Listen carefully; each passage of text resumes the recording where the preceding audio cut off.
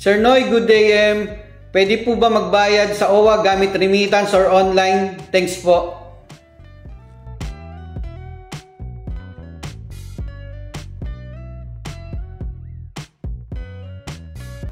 Yo, what's up mga kabayan? Welcome back sa aking channel, OFW Nonoy. Bale, ang sunod ko pong i-share na video is kung paano magbayad ng OWA membership natin online. And gamit po yung GCash. GCash po yung gagamitin natin. And para masagot natin yung tanong ni kabayan, Sir Noy, good day.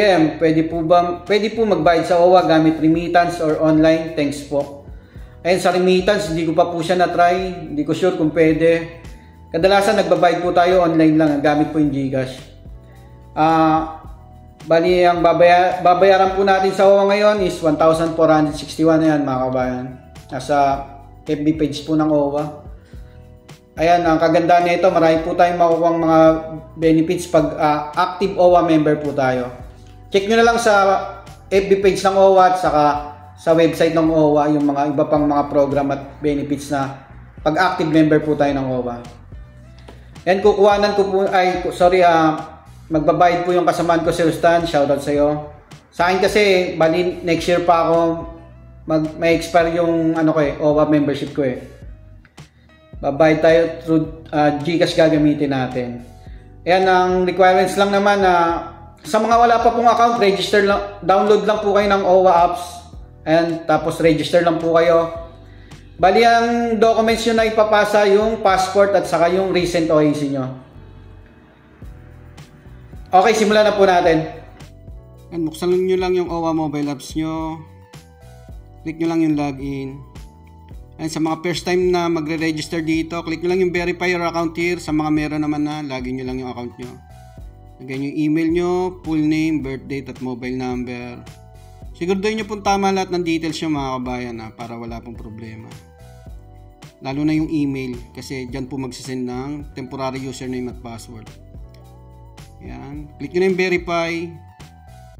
Yan, membership verify, okay. Click nyo lang yung okay.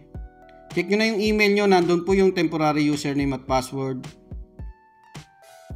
Yan. Lagyan nyo na lang ulit.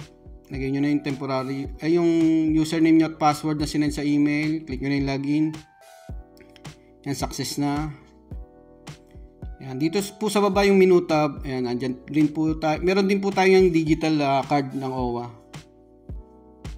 Tapos punta kayo dito sa personal information. Ayan, nakalagay po dyan inactive. Pag inactive po yan, magbabayad na po tayo. Pwede pong gamitin yung mag-upload po tayo ng passport at OEC. Ang katulad ng sabi ko kanina.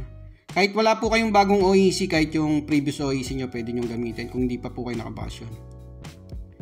Click nyo lang po yung pula. Upload passport and OEC. Tapos choose file. Pwede rin yung camera mga kabayan. Hanapin nyo na yung files na i-upload nyo. Tapos upload passport. Ayan, upload successful na. Click nyo na yung okay. Sunod naman yung OEC. Choose file ulit. Pwede rin yung camera nyo kabayan. Pwede nyo rin piliin yung option na yun. Tapos hanapin nyo na ulit yung files. Tapos upload. Ayan, renewal request sent. Click nyo na yung okay. Inaabot po ng 2 to 3 days mga kabayan. Depende po pag weekend. Bago lumabas siyang, ayan, nakalagay po renewal request and review.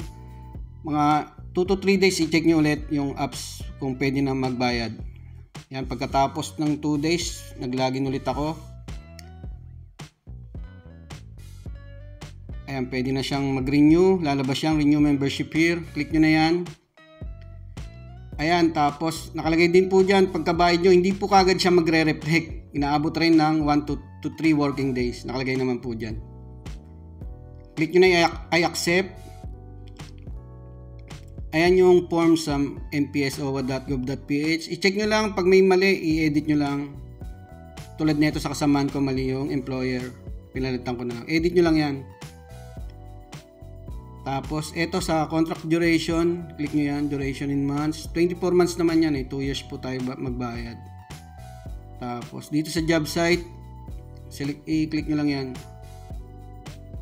Hanapin nyo na kung saan bansa po kayo bayad. Nandito po kami sa Saudi. Double check nyo bago nyo i-submit. Pag okay na, click nyo na i-submit. Ayan, panibagong window. Ayan, land bank. Transaction details. Punta po kayo dito sa payment option. Click nyo yung select.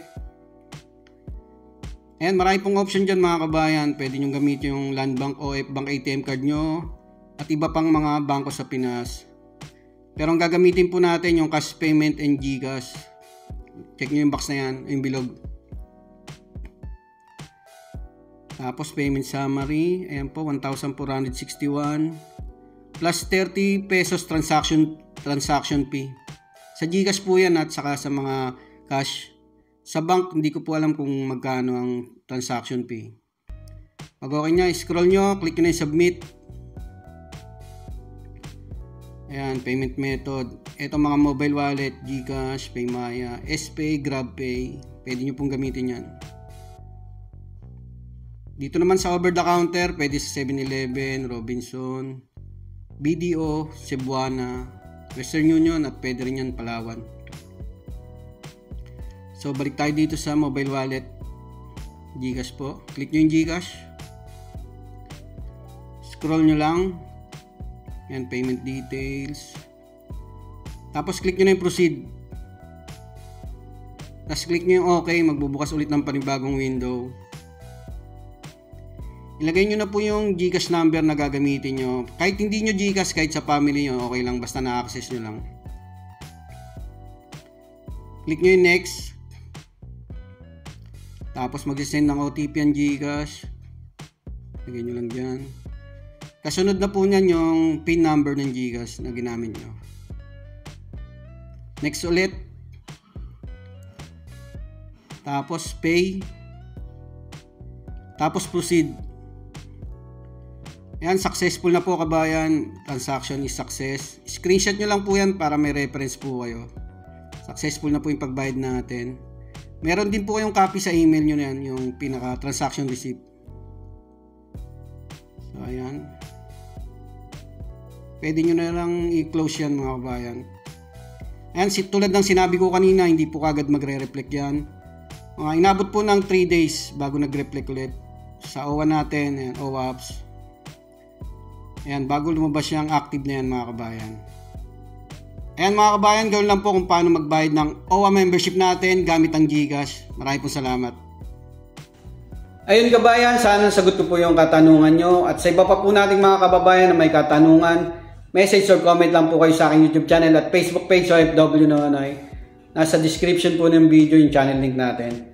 Mag-ingat po kayo sa pagbayad sa OWA membership nyo. Kayo po dapat mismo magbabayad. Pero kung hindi nyo po alam, yan, sa mga kakilala nyo po kayo magpabayad. Wag po sa ibang tao. Maraming po salamat.